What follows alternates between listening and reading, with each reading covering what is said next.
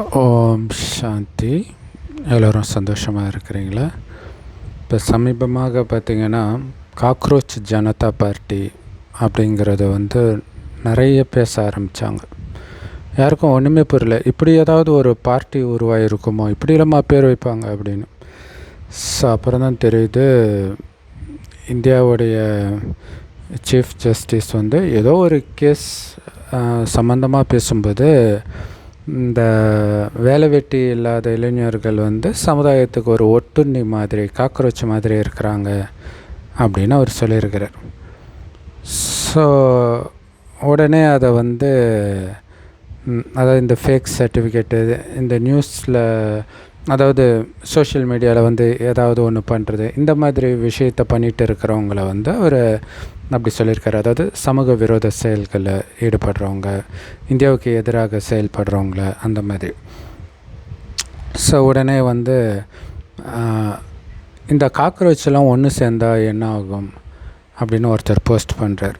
அபிஜித் அப்படிங்கிறவர், 30 வயசு அவர். ஆனால் உண்மையிலே இந்தியாவிலே இல்லை, அமெரிக்காவில் இருக்கிறார். ஸோ உடனே கடன்னு அந்த சோஷியல் மீடியா பார்த்திங்கன்னா பிஜேபியை விட அதிகமாக ஃபாலோவர்ஸ் வருது. ஸோ இது இது மாதிரி இந்தியாவுக்கு எதிராக செயல்படுற பெரும்பான்மையானவர்கள் வெளிநாட்டில் இருக்கிறாங்க. ஸோ அந்த நாடு இந்தியாவுக்கு எதிரான ஒரு ஸ்டாண்ட் எடுத்ததாக இருக்கும். அதேமாதிரி இந்தியாவுடைய நம்பர் 1 யூடியூபரே பார்த்திங்கன்னா ஜெர்மனியில் தான் இருக்கிறார். அவர் இந்தியாவுக்கு எதிராகவே தான் பேசிகிட்ருப்பார்.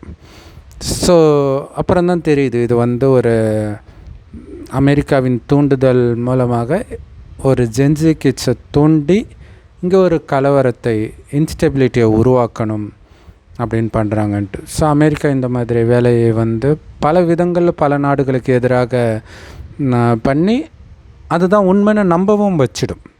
சைனாவுக்கு எதிராக, ரஷ்யாவுக்கு எதிராக, நார்த் கொரியாவுக்கு எதிராக நிறைய செய்திகளை அது இப்படி பண்ணுறது அதில் வெற்றியும் கண்டு இருக்குது. அதே மாதிரி பங்களாதேஷில் உள்நாட்டு கலவரம் வந்தது, இந்த மாதிரி விஷயத்துக்கெல்லாம் கூட அது ஒரு காரணமாக இருந்திருக்குது, வெளிநாட்டில் இருந்து வந்த சக்தி. ஸோ அதே மாதிரி தான் இதுவும் செயல்படுது அப்படிங்கிறத நம்மளால் புரிஞ்சிக்க முடியுது. ஸோ இவங்களுடைய அஜெண்டா அது பார்க்குறதுக்கு ஒரு காமெடியான ஒரு விஷயம் மாதிரி இருக்குது. நாங்கள் எலெக்ஷனில் நிற்க போகிறோம், இதில் சேரணுன்னா நீங்கள் சோம்பேறியாக இருக்கணும், வேலை வெட்டி இல்லாமல் இருக்கணும், 24 மணி நேரம் சோஷியல் மீடியாவில் இருக்கணும், இதெல்லாம் ஒரு காமெடி மாதிரி இருக்கும். ஆனால் நாங்கள் ஆட்சிக்கு வந்தால் என்ன பண்ணுவோம் அப்படின்னு அவங்க சொல்கிறதெல்லாம் பார்த்திங்கன்னா, அந்த தலைமை நீதிபதிக்கு அதுக்கப்புறம் ராஜ்யசபா சீட்டை கொடுக்க மாட்டோம், ஒரு ஓட்டை செல்லாத ஓட்டாக மாற்றுறாங்க அப்படின்னா அந்த எலெக்ஷன் கமிஷனருக்கு கடுமையான தண்டனை கொடுக்கப்படும் அப்படின்ட்டு சீரியஸான ஒரு அரசியல் விஷயங்கள், 50% பெண்களுக்கு இடஒதுக்கீடு, இந்த மாதிரி விஷயங்கள்லாம் போட்டிருக்கிறாங்க.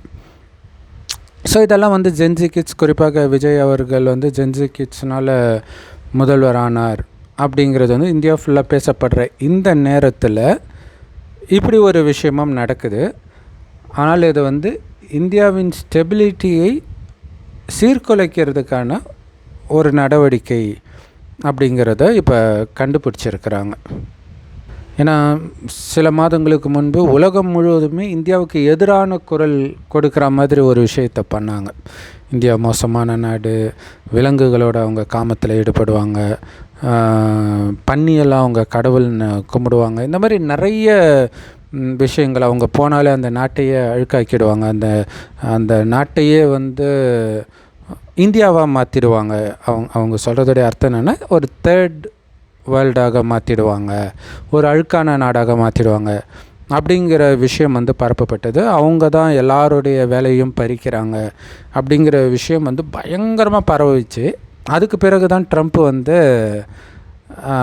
இந்தியர்களை துரத்துற வேலையெல்லாம் பண்ணார். அப்போ அதுக்கு முன்னாடியே உலகத்தை அதுக்கு ரெடி பண்ணுறாங்க. ஸோ அதேமாதிரி இந்தியாவில் ஒரு உள்நாட்டு கலவரத்தை உருவாக்குறதுல இந்த காக்ரோச் ஜனதா பார்ட்டி வெற்றி பெறுமா இல்லையான்னு தெரியாது. ஆனால் என்றைக்கோ ஒரு நாள் கண்டிப்பாக இந்த மாதிரி உள்நாட்டு கலவரம் வரதான் செய்யும். ஆனால் ஒருவேளை அது வர்றதுக்கு இந்த மாதிரி வெளிநாட்டு சதி காரணமாக இருந்தாலும், அப்படி உள்நாட்டு கலவரம் இந்தியாவில் வரும்போது அந்த வெளிநாடே இருக்காது. அப்படின்னா என்ன அர்த்தம்னா, உலகம் முழுவதும் அழிந்தும் இந்தியா இருக்கும். அதுக்கப்புறம் இந்த உள்நாட்டு கலவரம் கண்டிப்பாக வரும். சாப்பாட்டுக்கு வழி இல்லாத நிலை, இந்த பைபிளில் போட்டிருக்கிற விஷயம், அந்த கடுமையான உபத்திரவ நாட்கள், இது எல்லாமே இந்தியாவில் நடக்கும் கடைசியில்.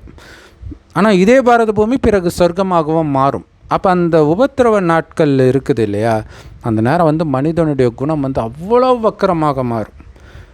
இல்லை இன்றைக்கே காசுக்காக என்னெல்லாம் பண்ணுறாங்க, என்னென்ன ஸ்கேம் பண்ணுறாங்கன்றதெல்லாம் நாம் பார்க்குறோம். அப்போ கடைசியில் சாப்பாட்டு கூட வழி இல்லைன்னா மனிதன் எதற்கும் துணிவான், எதை வேணாலும் சாப்பிட்றான் இல்லையா. இன்றைக்கே பார்த்திங்கன்னா நிறைய செலிப்ரிட்டிஸ் இளமையாக தன்னை வச்சிக்கிறதுக்கு என்ன பண்ணுறாங்கன்னா, அந்த குழந்தைகளுடைய சில உடலின் உறுப்புகளை தன்னுடைய உடம்புக்குள்ளே இன்ஜெக்ட் பண்ணிக்கிறாங்க, அல்லது குழந்தைக்கறி சாப்பிட்றாங்கன்னு கூட சொல்கிறாங்க. அந்த எப்ஸ்டைன் ஃபைல்ஸில் கூட அந்த விஷயம் சொல்லப்பட்டு இருந்தது. ஸோ அப்போ அழகுக்காகவே மனிதன் எந்த எக்ஸ்ட்ரீமுக்கும் போகிறான் அப்படின்னா, நாளைக்கு சாப்பாட்டுக்கே வழி இல்லாத நிலை வரும்பொழுது அவன் என்னென்ன பண்ணுவான் யோசிச்சு பாருங்கள்.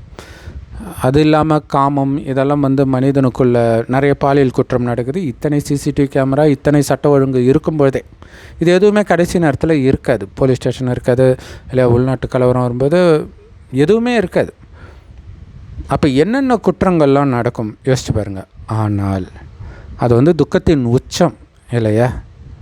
உங்கள் துக்கம் சுகமாக மாறும் அப்படின்னு பைபிளில் போட்டு இருக்கிறது அந்த நேரத்திற்கான விஷயம், பாரதத்திற்கான விஷயம். எப்போ அந்த துக்கம் சுகமாக மாறும்? அந்த துக்கத்தை நீங்கள் எதிர்க்காமல் சிரிச்சுக்கிட்டே கடந்து போக கற்றுக்கிட்டிங்கன்னா சுகமாக மாறும். ஏன்னா அந்த சிரிச்சிட்டு போகிற பாதை சொர்க்கத்தை நோக்கி போகிற பாதை. அதுக்கு நீங்கள் இந்த 5000 வருட காலச்சக்கரம் ரகசியம் தெரிஞ்சுக்கணும். 5000 வருடம் சொர்க்கமாக இதே பாரத பூமி இருந்தது. அங்கே வாழ்ந்தவர்களை தான் இன்றைக்கி தெய்வங்கள்னு நம்ம கோயில் கட்டி கும்பிட்றோம், அவங்களுடைய சிலையை. ஆனால் அவங்க எங்கே போனாங்கன்னா, மறுஜன்மம் எடுத்து இதே பூமி 2500 வருடம் கழிச்சு நரகமாக மாறுது. அதாவது பாவம் செய்ய ஆரம்பிக்கிறாங்க. அவர்களே மறுஜன்மம் எடுத்து பாவம் செய்யக்கூடிய சாதாரண மனிதர்களாக மாறுறாங்க. பாவம் செய்ய என்ன ஆகும்? அதற்கான தண்டனையாக சொர்க்கத்தில் இருந்த அந்த அழகு, ஆரோக்கியம், அளவற்ற செல்வம், தங்க செங்கற்கள் கட்டப்பட்ட மாட மாளிகையில் இருந்தவங்க. ஸோ அந்த செல்வமெல்லாம் இழந்து இன்றைக்கி நாம் பார்க்குறோம் பார்த்திங்களா. அந்த மாதிரி அனைத்தையும் இழந்திருக்கிற நீங்களும் நானும் தான் அது அப்படிங்கிற ரகசியத்தை சொல்வதற்குத்தான் கடைசி 100 வருடம் இறைவனே இந்த பூமிக்கு வந்திருக்கிறார் இல்லையா. துக்கத்தின் உச்சத்தில் காக்ரோச் ஜனதா பார்ட்டி இது மாதிரி அதெல்லாம் ஒரு கருவி தான். ஆனால் அதை கண்டு நம்ம பயப்பட தேவை கிடையாது இல்லையா. கடைசியில் மனிதர்கள் இன்றைக்கி கரிமீன் இல்லைன்னா எனக்கு சாப்பாடே இறங்காதுன்னு சொல்கிறாங்க இல்லையா. கடைசியில் புல் சாப்பிடுவாங்கன்ற, எதுவுமே கிடைக்காது சாப்பிட்றதுக்கு. அந்த நேரம் சொல்ல முடியுமா இல்லையா. இப்போ பாலஸ்தீனில் புல் சாப்பிட்டாங்களே, அதுவே கிடைக்காத நிலை வந்ததே. ஸோ அப்போ அவங்க அதற்கு அடாப்ட் ஆகும் பொழுது அப்படியே உலகம் அழியும், அப்படியே மேலே போயிடுவாங்க. அப்போ தாவரத்தை சாப்பிட்றது அவங்களுடைய குணாதிசயமாக மாறி தான் மேலே போகிறாங்க. அப்போ மறுபடியும் இந்த பூமிக்கு வரும்போது தாவரத்தை சாப்பிடுபவர்களாக இருப்பாங்களே தவிர, சயின்ஸு சொல்கிற மாதிரி ஆதியில் மனிதன் விலங்குகளை எல்லாம் சாப்பிடலை. பைபிளிலே ஆரம்பத்திலே இருக்கும், மனிதர்களும் அனைத்து ஜீவராசிகளும் தாவரத்தை உணவாக உண்டன சொர்க்கம் படைக்கப்பட்டவுடன் அப்படின்னு தான் ஆதி ஆகமத்தில் முதல் பக்கத்திலே போட்டிருக்கும். ஸோ அப்படித்தான் 2500 வருடம் இருந்தது.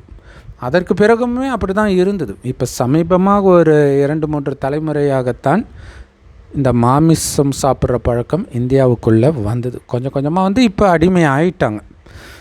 அதே மாதிரி எதுக்கெடுத்தாலும் கோபப்படுறது, இந்த மாதிரி விஷயம்லாம். ஆனால் ஒரு விஷயம் புரிஞ்சுக்கணும், ஒரு விஷயம் நடக்குது, ஒரு அநீதி நடக்குதுன்னா அதுக்கு பின்னாடி நிறைய காரணங்கள் இருக்கும். ஏன்னா நமக்கு இந்த உடம்புல இருந்துட்டு பார்க்குறோம், இதுக்கு முன்னாடி வேறு ஒரு உடம்புல இருந்துட்டு நம்ம என்ன பண்ணோன்னு நமக்கு தெரியாது.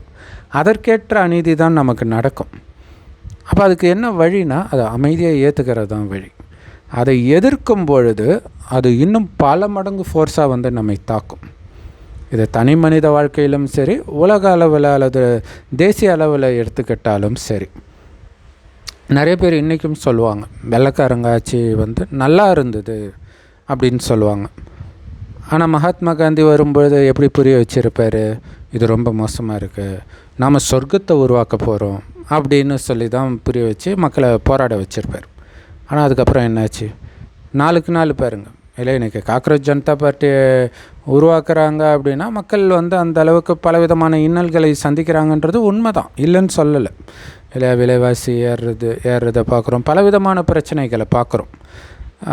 வேலையில்லா திண்டாட்டம், இது இல்லாமல் கொரோனாவில் வந்த லாக்டவுன், இப்போ இந்த பெட்ரோல் டீசல்னாலேயும் வரும்னு எதிர்பார்க்குறாங்க. இது இல்லாமல் எபோலா வைரஸ், ஆண்டா வைரஸ்னு வேறு பயமுறுத்திட்டு இருக்குது.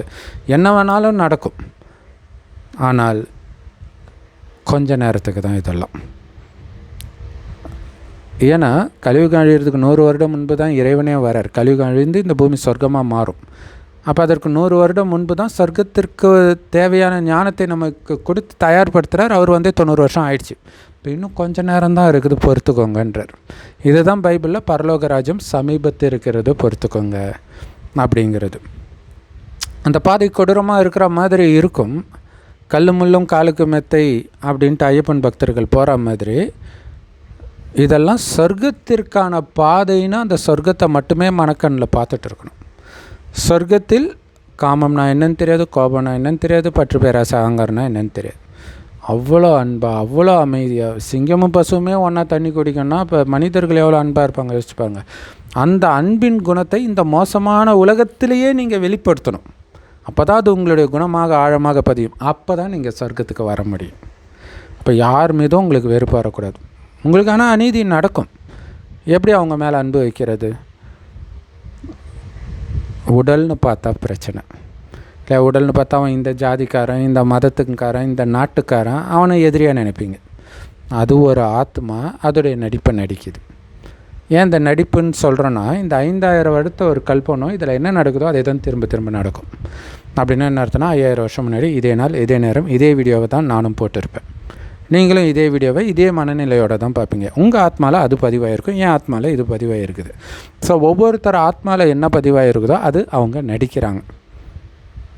உலகம் அழிகிறதுக்கான அணுகுண்டு போடுறது கூட அவங்க மேலே தப்பு இல்லைன்றார் கடவுள். அதை ஏன் சொல்கிறாருன்னா, அந்த வெறுப்பு வரக்கூடாது. வெறுப்பு வந்துருச்சுன்னா சொர்க்கத்தை இழந்துடுவோம். அதை புரிஞ்சுக்கணும். வெறுப்பு, காமம், சொர்க்கத்தில் காமம்னா என்னன்னே தெரியாது. இங்கே எவ்வளோ பாலியல் குற்றங்கள். பாலியல் குற்றம் செய்கிறவன் மட்டும்தான் அடிமையாக காமத்துக்கு? எல்லாருமே அடிமையாக தான் இருக்கிறாங்க. இல்லை, அவன் கொஞ்சம் எக்ஸ்ட்ராவாக இருக்கிறான், அவ்வளவுதான். ஆனால் காமம்னா என்னன்னே தெரியாத உலகம் சொர்க்கம். கணவனும் மனைவியும் நமக்கு ஒரு வாரிசு வேணும்னு நினைக்கும் போது மனைவி கர்ப்பமாவாள். அவ்வளோ பரிசுத்தமாகத்தான் சொர்க்கத்தில் உள்ள அத்தனை பேரும் பிறப்பார்கள். அதோடைய நினைவாக பைபிளில் இயேசுவும் அப்படி பிறந்தாருன்னு போட்டுட்டாங்க. ஸோ அப்போ காமத்தை வெல்லணும் இல்லை. ஆத்மாவை பார்த்தால் எப்படி காமம் வரும்? உடலை பார்த்தால் தானே வரும்.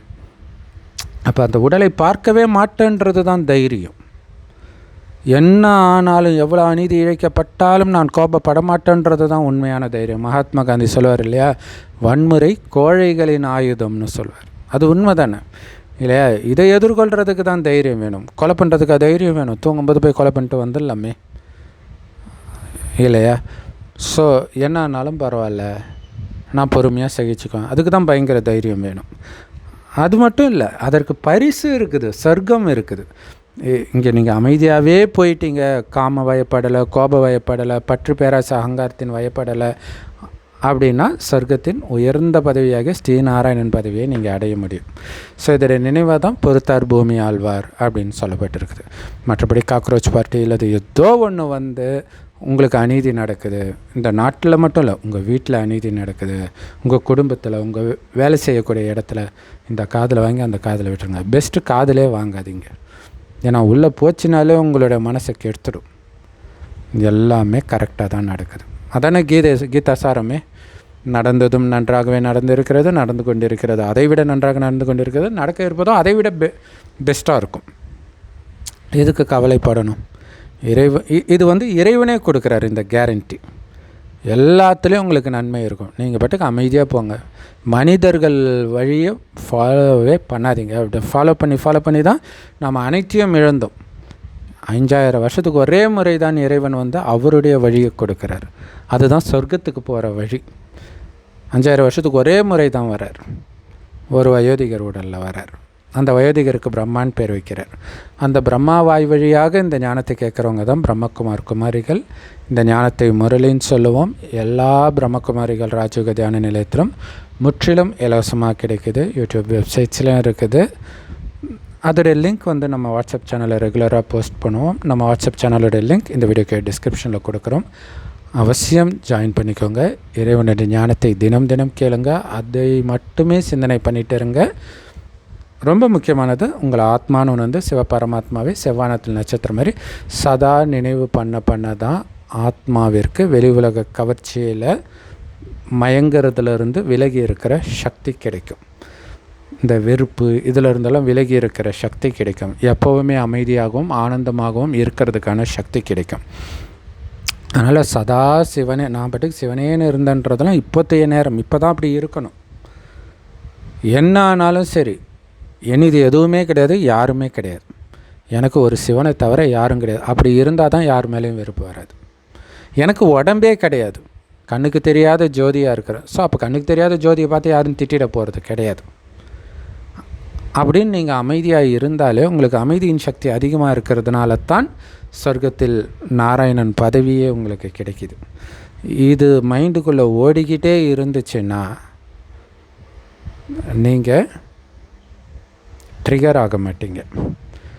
கடவுள் சொல்வார், கோபத்திற்கு முக்கியமான காரணம் பிறருடைய குறைகளை பார்க்கறதும் பொறாமப்படுறதுன்றார். இல்லை, ஒருத்தர் மேலே பொறாமை வந்துடுச்சுன்னா அவனை பற்றி யாராவது புகழ்ந்து சொன்னால் உங்களுக்கு கோபம் வரும். குறைகளை பார்த்தாலும் அப்படித்தான். இல்லை, அரசாங்கத்துக்கு எதிராக கிளர்ச்சி வர்றதுக்கு காரணம் என்ன? அரசாங்கத்தில் இவ்வளோ குறை இருக்குது. மக்களாட்சியில் ஒரு மிகப்பெரிய சாபம் அது. ராஜாராணி ஆட்சியில் அவங்க இன்னொருத்தரோட அடிச்சுக்கிட்டாலும் ராஜாவை பற்றி நாம் நெகட்டிவாக நினைக்க வேண்டிய அவசியம் கிடையாது. ஆனால் யார் ஆண்டா நமக்கு என்ன, நம்ம பாட்டுக்கு இருக்க போகிறோம். ஆனால் மக்களாட்சியில் என்ன ஆயிடுச்சு, அவங்க ஆட்சியை பிடிக்கணுன்னா மக்கள் மத்தியில் அதுக்கு முன்னாடி இருந்தவங்க ரொம்ப மோசமானவங்க நம்ப வைக்கணும். அது உண்மையாக பொய்யான்றதெல்லாம் கவலை இல்லை. அப்போ நம்ம மைண்டு கரப்ட் ஆகுது, அதை புரிஞ்சுக்கணும். ஸோ இதுக்கு காரணன்றதை மனிதர்கள் உணர்வார்கள். மீண்டும் இந்த உலகத்தில் ராஜாராணி ஆட்சியை கடவுள் உருவாக்க போகிறார். ஸோ இது பைபிளில் இருக்குது. எங்களுக்கும் ராஜா வேணும் அப்படின்னு கேட்பாங்க. ஸோ அப்போ தான் சாலமனை வந்து கடவுள் ராஜாவாக நியமிப்பார். சாலமனா தாவீதோ யாரோ முதல் ராஜாவாவாங்க, சவுலுன்னு நினைக்கிறேன். அடுத்தடுத்த அப்படியே ராஜா வருவாங்க. ஸோ அப்போ என்னென்னா, அந்த ராஜாராணி ஆட்சியை கடவுள் தான் உருவாக்குகிறார். மனிதர்கள் மக்களாட்சியை உருவாக்கி குழப்பத்தை தான் உருவாக்குகிறார்கள், வெறுப்பைத்தான் உருவாக்குகிறார்கள். ஸோ நம்ம அந்த அளவுக்கு பார்த்தால இறைவனை நினைப்போம். யாரை பார்த்தாலும் அவர்களுடைய நல்ல குணம் மட்டுமே தெரியணும். யாராக வேணாலும் இருக்கட்டும், மனிதர்கள், பிஸ்னஸ்மேன், பணக்காரங்க, அரசியல்வாதி, எல்லாருக்குள்ளேயும் நல்ல குணம் இருக்கும்ல, அதை மட்டும் பாருங்கள். கெட்ட குணத்தை உலகமே சொன்னாலும் நம்பாதீங்க, பார்க்க மறுங்க. அது தேவை கிடையாது நமக்கு. அவங்க அப்படியே இருந்தாலும் நமக்கு பிரச்சனை கிடையாது, இல்லையா? அப்போ என்ன ஆகும், எல்லோரும் உங்களுக்கு நல்லவங்களாக தெரிவாங்க. அப்போ உங்களுடைய மனநிலை எப்படி இருக்கும்? ஆனந்தமாக இருக்கும். அதை விட்டுட்டு எல்லாருடைய குறையே பார்த்துட்டு இருந்தீங்கன்னா எல்லோரும் உங்களுக்கு கெட்டவங்களாக தெரிவாங்க. அவன் நல்லவனாகவே இருந்தாலும் நீங்கள் தேடி கண்டுபிடிச்சி குறைய பார்க்குறதுனால என்ன பண்ணுவீங்க? இல்லை, அவங்கள பற்றி யாராவது பேசினா கூட உங்களுக்கு டென்ஷன் ஆகும். ஸோ அதனால தான் கடவுள் சொல்கிறாரு, நிறைகளை மட்டும் பாருங்கள், குறைகளை பார்க்காதீங்க. சகோதர ஆத்மாக்களை பாருங்கள், உடலையே பார்க்காதீங்க. ஒவ்வொரு ஆத்மாவுடைய நடிப்பும் மாறிக்கிட்டே இருக்கும். ஒரு உடம்பில் இருக்கும்போதே மாறும், அடுத்த உடம்பு எடுக்கும்போது சுத்தமாக மாறும். இன்றைக்கி ரொம்ப மோசமாக இருக்கிறாங்கன்னு நீங்கள் நினைக்கிற நபர் ரொம்ப ரொம்ப நல்லவங்களாக அதற்கு முன் ஜென்மங்களில் இருந்திருப்பாங்க. அப்படியே மாறவும் செய்யும். ஸோ இது அவங்கவுங்க நடிப்பு. ஸோ இதை புரிஞ்சுட்டு நான் சொர்க்கத்துக்கு போயிட்டு இருக்கிறேன், போகிற வழியில் இந்த உலக அழிவு நடக்கும். ஏன்னா இந்த உலகம் அழிந்தால்தான் இதே பூமி தான் சொர்க்கமாக மாறுது. அப்போ பழைய நரகம் அழியணும் இல்லையா? அது நடக்க தான் செய்யும். அதற்கு யாரோ ஒருத்தர் காரணமாக ஆக தான் செய்வாங்க. யார் மேலேயும் உங்களுக்கு வெறுப்பு வரக்கூடாது. வெறுப்பை விதைக்கிறவங்க கிட்டேருந்து விலகி இருங்க. ஓம் சாந்தி. தேங்க்ஸ் ஃபார் வாட்சிங்.